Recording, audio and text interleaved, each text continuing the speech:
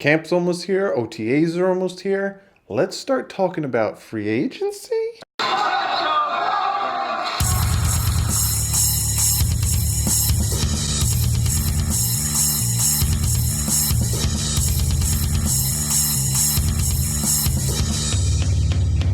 What's up, Fin fans? So yeah, I'm gonna be talking about free agency. But hey, Doug, free agency was like 2 months ago. I know, but the Dolphins free agency is gonna start on the 9th of May, which is this Thursday. So I want to talk about some of the names that are still out there that I think the Dolphins should target, and I think the Dolphins should really go for. Would solidify the team, make them, a competitive team. But first, Omar Kelly broke down what the Dolphins have on the roster right now. He watched the Patriots game tape when it came to their defense and kind of what he thinks O'Shea's going to run. So he kind of has a depth chart, and he kind of has a way of breaking down different positions, because it's not going to be the generic, corner, safety. There's a free roamer in the Patriots defense, and I'm wondering if that's the Patriots, the defense that Flores is bringing in. Same thing with the Patriot offense, which Chad O'Shea might be bringing over. There's flankers and stuff like that. So I'm going to look at his breakdown of the depth chart. I'm going to give my opinion on it. But essentially, he took what we have as at that draft, what we have on the roster right now, and the undrafted free agents we signed. So I'm going to look at that. Then I'm going to break down some. I got a few names. How many names do I got here? 1, 2, 3, 4, 5, 6, 7 names. Some that I'm like, but they intrigued me, and some other names that I really want the Dolphins to potentially sign when it comes to May 9th and not having their comp, and then get to your guys' comment of the day. But let's jump right into the depth chart.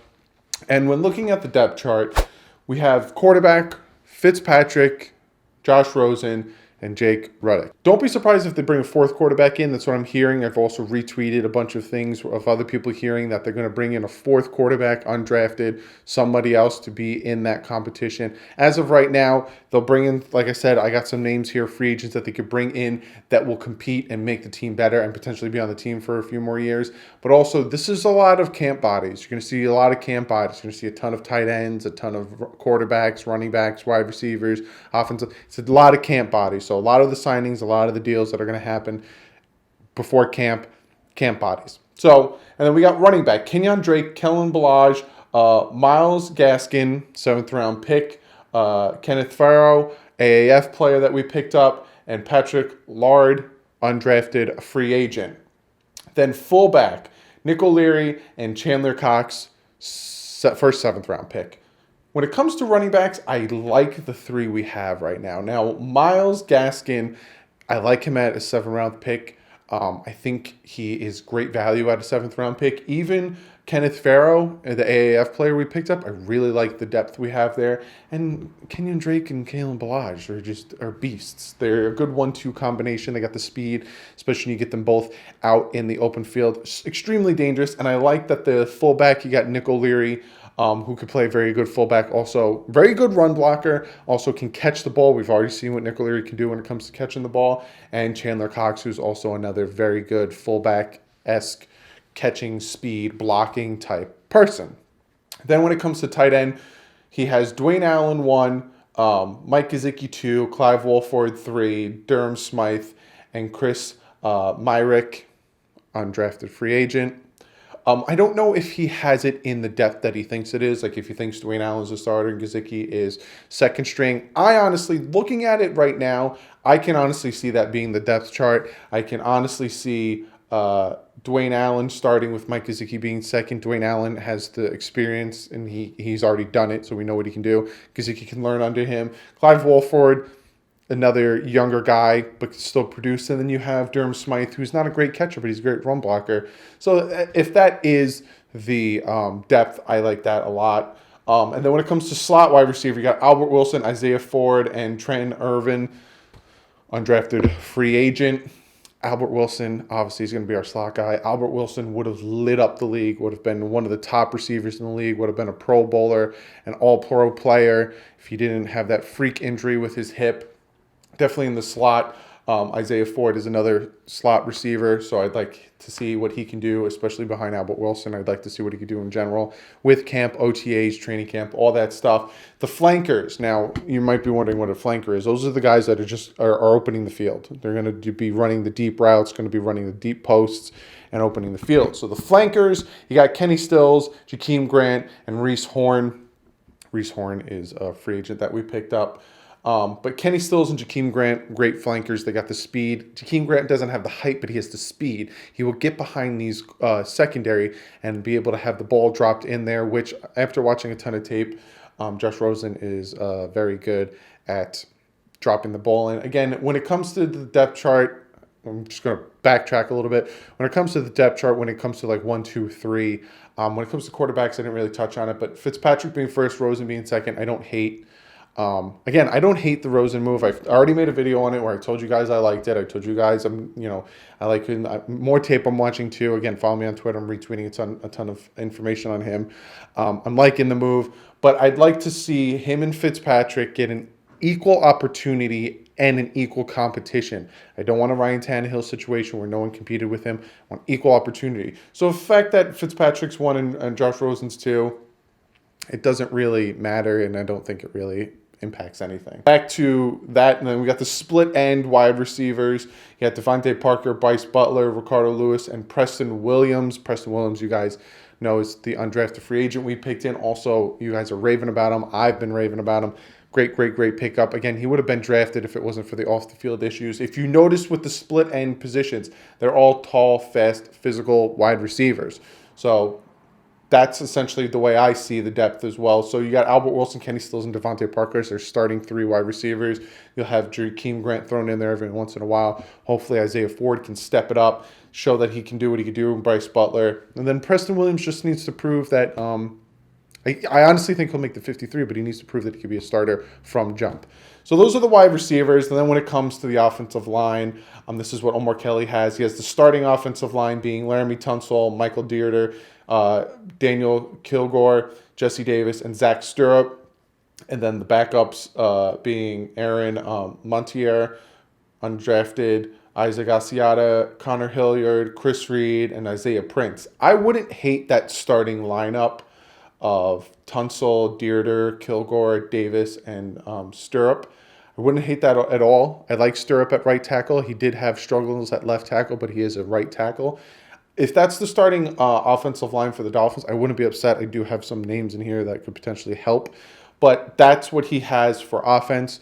And just off of that alone, right? Let's say I don't talk about some of the free agents I want to bring in.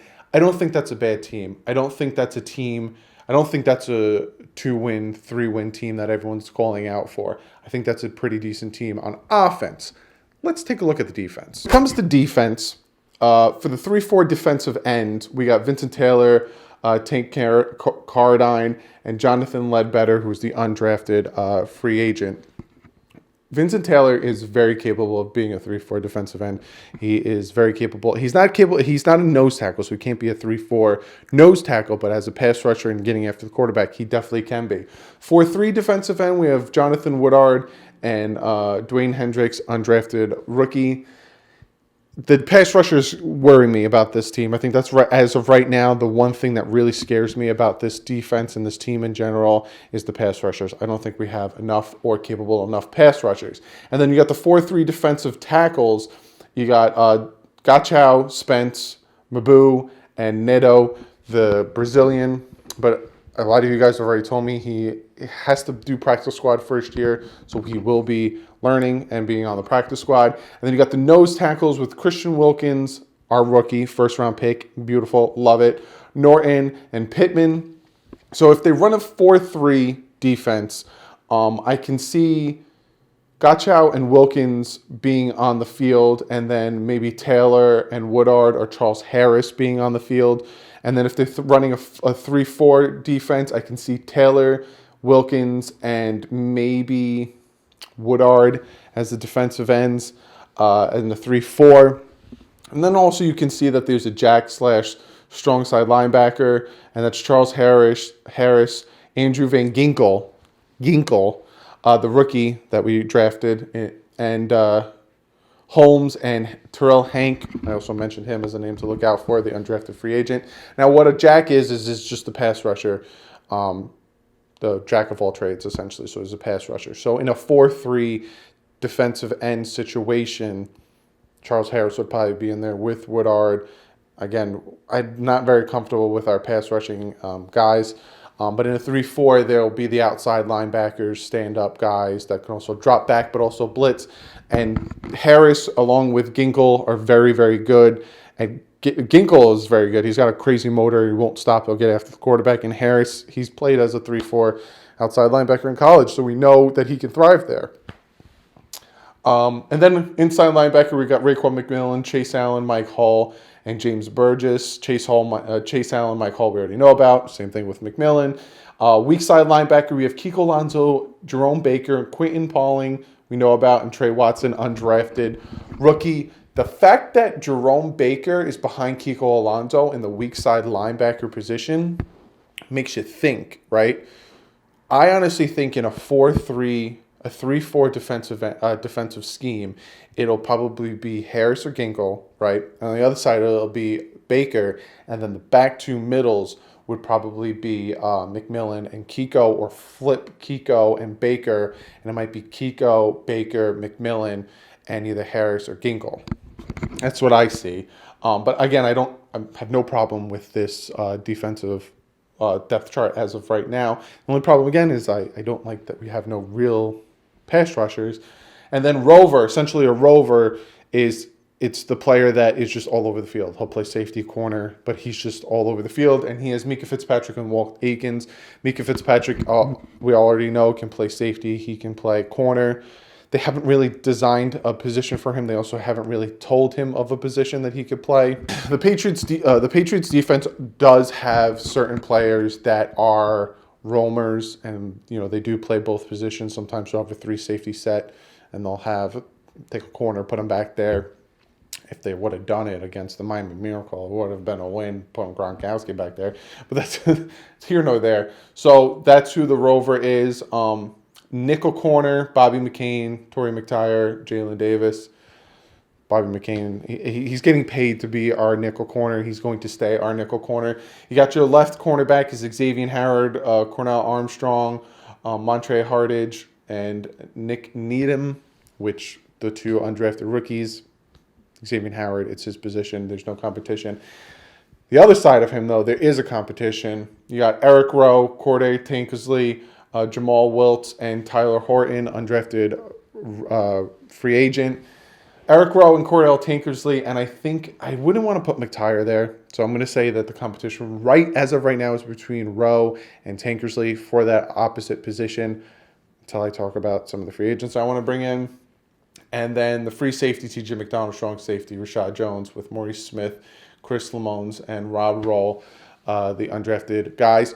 Backing them up. So when it comes to depth, I have no problem with it. Opposite of the offense, when it comes to my feeling about this defense, I'm not comfortable with the front 7. I'm comfortable with the defensive tackles. And if it's a 3-4, if they stick with a 3-4, having Wilkins and Gotchow, Taylor, Woodard, Woodard really didn't prove much, but having, Ginkle and Harris being outside linebackers, Baker potentially rushing, makes me feel better if they have those outside linebackers rushing in a 3-4 defense. Again, I don't know what defense they're scheming, but the fact that they don't have that many, or they don't have a legit pass rusher kind of worries me. But looking at the depth and looking at the team right now, without even adding more players like they're going to May 9th, I still think this is a 7-win team, 6 to 8 win team. That's what I see right now. It could get better. I don't know how they're going to play together. I haven't heard anything in training camp or any of that stuff. I haven't heard of any of that stuff. But just looking off it right now, I like this team. I think it has a ton of potential. Now, when it comes to May 9th and the players they can sign, there's still a ton of good players out there that the Dolphins can bring in, and the Dolphins could potentially bring in to make this team better. One of the names, and again, he's been injured the last 2 years. He hasn't played a full season the last 2 years, is Ezekiel Ansah, a 4-3 defensive end. But I would think about, you don't have to pay him that much. It's already late in the season, but bring him in. Then you start to shore up that pass rushing because he can get after the quarterback. If he can stay healthy, he can get after the quarterback. Give him the type of contract that Rowe got. You got to stay healthy to earn your contract.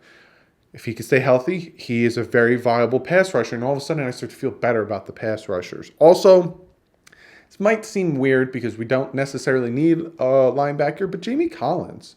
He's comfortable with the New England Patriot defense. He's been with the New England Patriot defense. He knows Flores' schemes, and he fits Flores' scheme. He's 29, and I think he could come in and he can compete, and he can fortify that front seven. I would throw some money at him. Again, all these guys aren't going to be pulling in huge contracts, so it doesn't worry me that much.